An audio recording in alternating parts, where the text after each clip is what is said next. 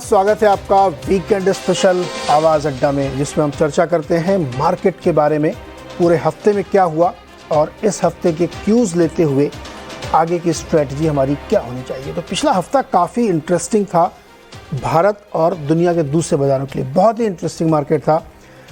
Market new हाइस की तरफ बढ़ रहे हैं, लगातार उस तरफ उनकी मार्च चल रही है। छोटे बड़े सभी शेयर उसमें पार्टिसिपेट कर रहे हैं।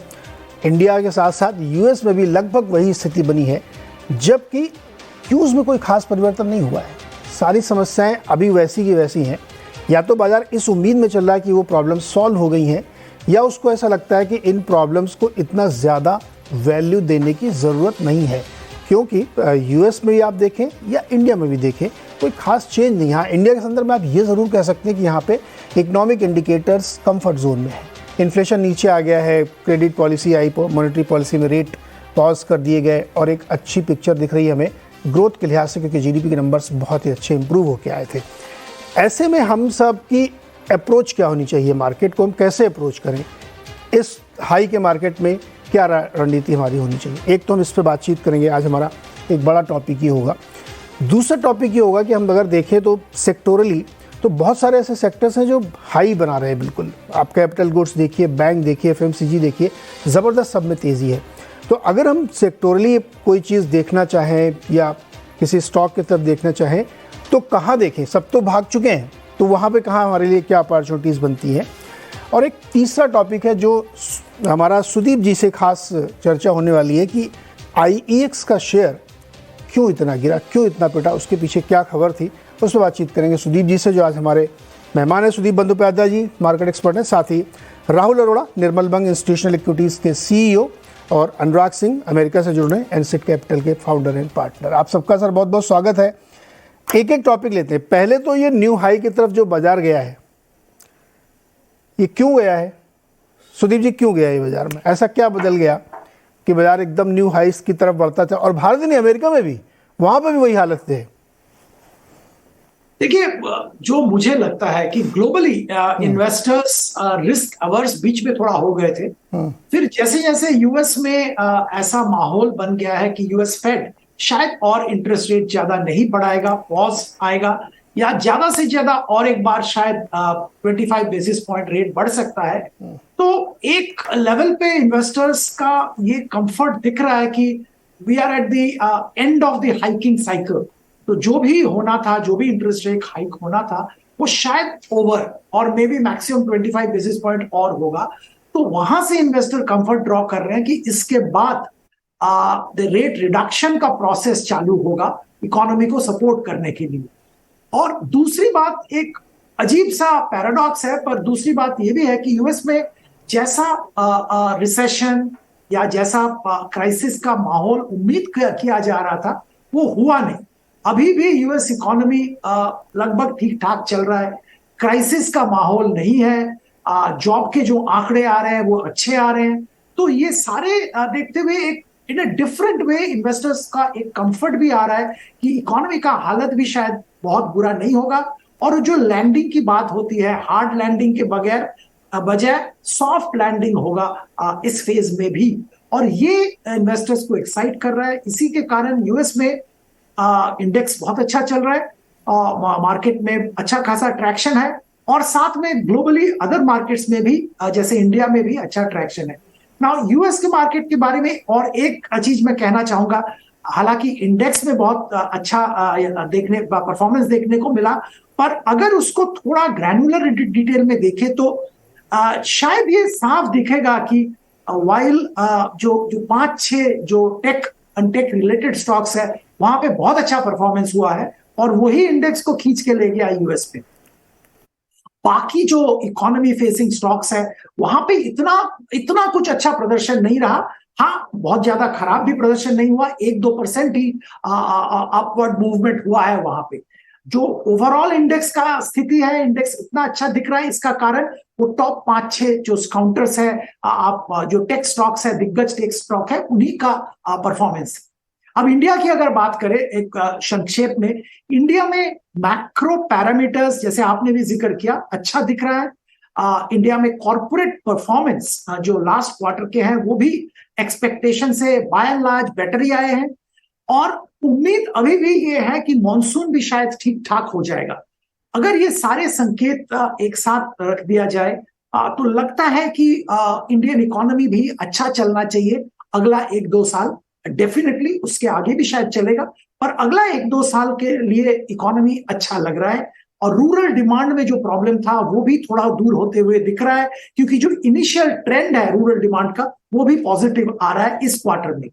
तो ओवरऑल माहौल पॉजिटिव है, इसीलिए मार्केट ऊपर जा रहा है। हाँ, एक ऊपर लेवल पे थोड़ा बहुत प्रॉफिट बुकिंग देखने को मिल रहा है, but I would say that is par for the course.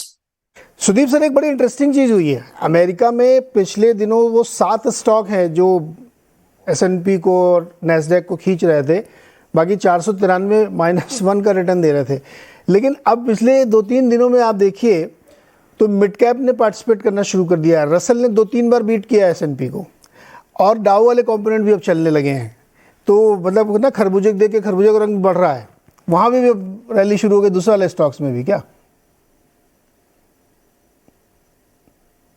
जी नीरज जी, मेरे लिए क्वेश्चन है? जी जी, आप ही के लिए।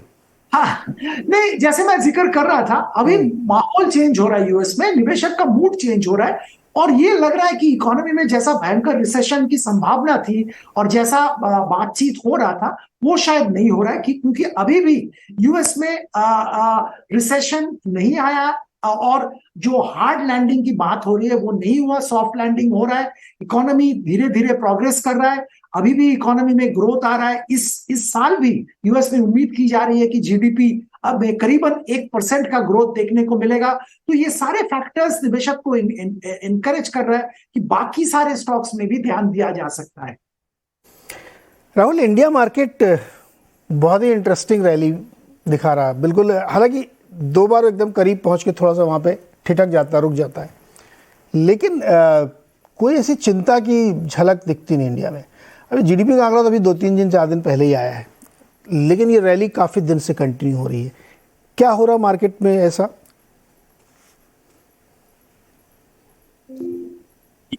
ये मेरे लिए है नीरज जी? जी जी राहुल, आपके लिए।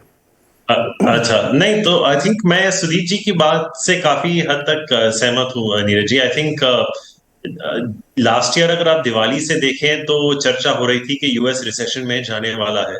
ये साल आधा ऑलमोस्ट खत्म हो चुका है और रिसेशन की कोई वैसे कोई खास आशंका दिखे नहीं रही है। I think it's going from strength to strength. Last जो जॉब्स डेटा भी आई है बहुत ही तगड़ी आई है। तो आई थिंक ठीक है, उनका जो लास्ट जीडीपी प्रिंट आया था 1.1% था, लेकिन कॉन्ट्रैक्शन तो बहुत दूर लग रहा है फिलहाल। तो आई डोंट नो अगर वो कॉन्ट्रैक्शन आएगा भी तो एक तरफ से मार्केट आगे निकल चुका है। आई थिंक अगर आप मोस्टली सेल साइड के वैल्यूएशंस देखें नीरज जी, तो आई थिंक वो FY25 पे ऑलरेडी जा चुके हैं।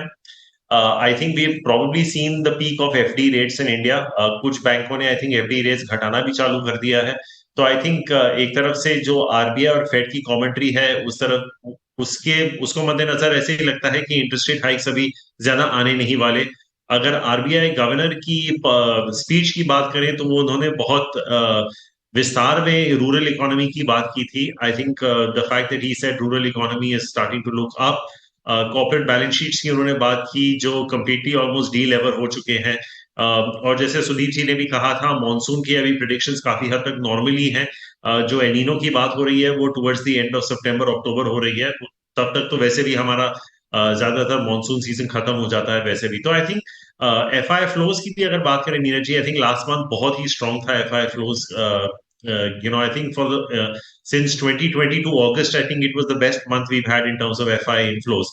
तो आई थिंक ये सब अगर एक टोटलिटी में ले लें, क्रूड भी अगर आप देख लें तो आई थिंक 70-75 के रेंज में आ गया है। कुछ हफ्तों पहले वो 80-85 के रेंज में था। तो I think as an aggregate level I think it's not looking as bad as it should have been.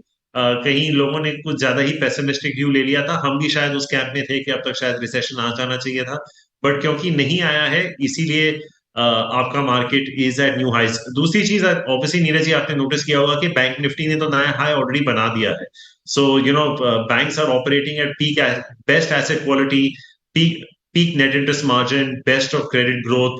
It's all looking very good for the banks also right now. तो इसके चलते अगर आपकी रूरल इकोनॉमी रिबाउंड हो गई तो I think market को थोड़ा बहुत सपोर्ट मिल सकता है। I am not saying it will not correct, लेकिन मुझे नहीं लगता ऐसी कोई भयंकर करेक्शन आएगी मार्केट में कि यहाँ से आपको 16,500 या 17,000 दोबारा मिल जाए। आई थिंक थोड़ी बहुत अगर इधर उधर आ भी गई, I think there is enough cash on the sidelines to be buying into every day. तो यानी आप